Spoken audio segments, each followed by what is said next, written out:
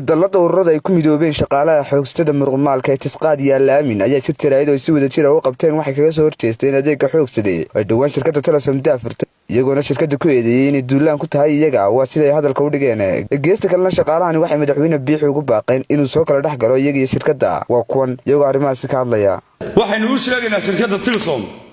saacada laga bilaabo maanta oo ay tahay bisha 17 bisha koobaad 2020 inaynu xiriirka u goynay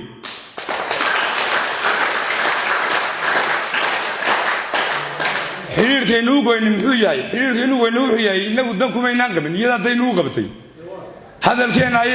ayay ka qaadanaysay bilyanaa dollar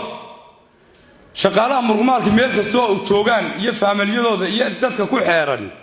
waxa weeyaan maanta laga bilaabo inay shirkadda xiriirka u gooyaan maadaama waxay ka faa'iidi jireen hadal un tahay Telesom horta waa shirkad ugu tala gashay Soomaaliland gabigeega inay noqdo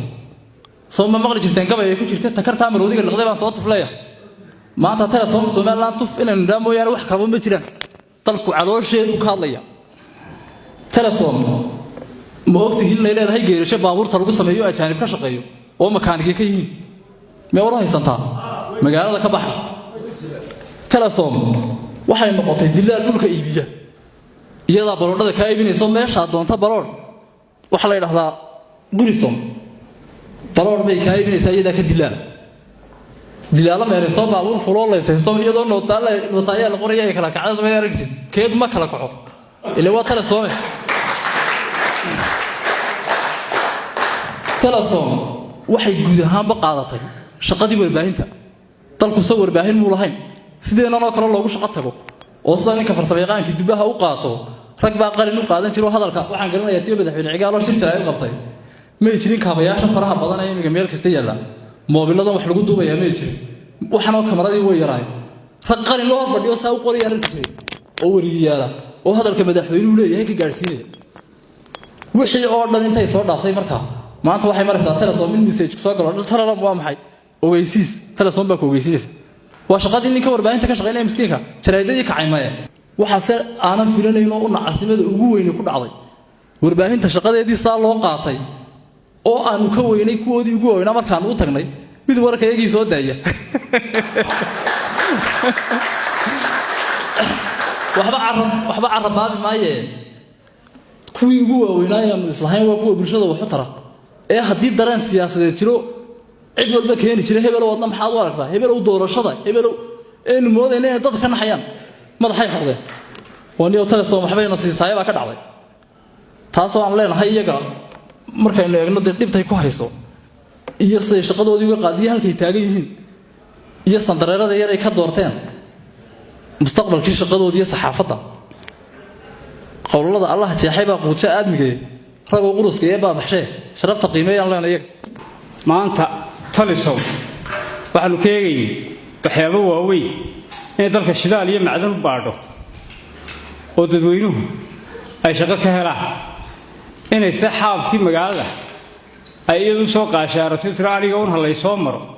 kamaanaan eegay madaxweyne waxaanu ku leenahay arrimaha maanta Telesom ku kacday inaad hoos u eegto shirkadda Telesom horta kaligeed ma joogto dalka isgaarsiin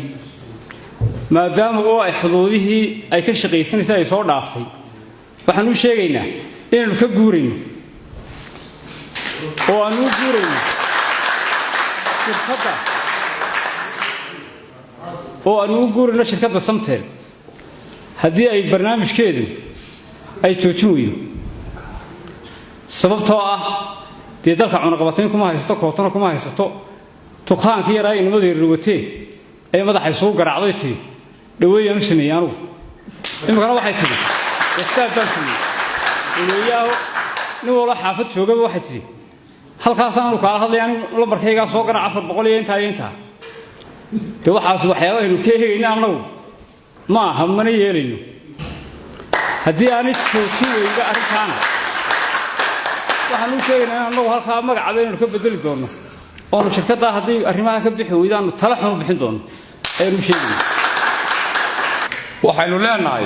shirkadda magaceedu marka hore ahaa Telesom imaka laakiin markay shaqaalaha haddaan muruqmaalkana aynu arkayno in magaceedu yahay tala xun sida hore loo cadeeyay la shaaciyay waxaynu sheegaynaa inay dalka u fooftato dalku wuxuu u baahan yahay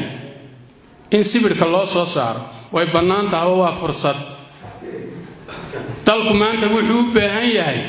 in loo soo saaro rinjiga waa fursadoo way bannaan tahay wuxuu dalku maanta u baahan yahay biyo loo qabto waana ilaaf laga deeyay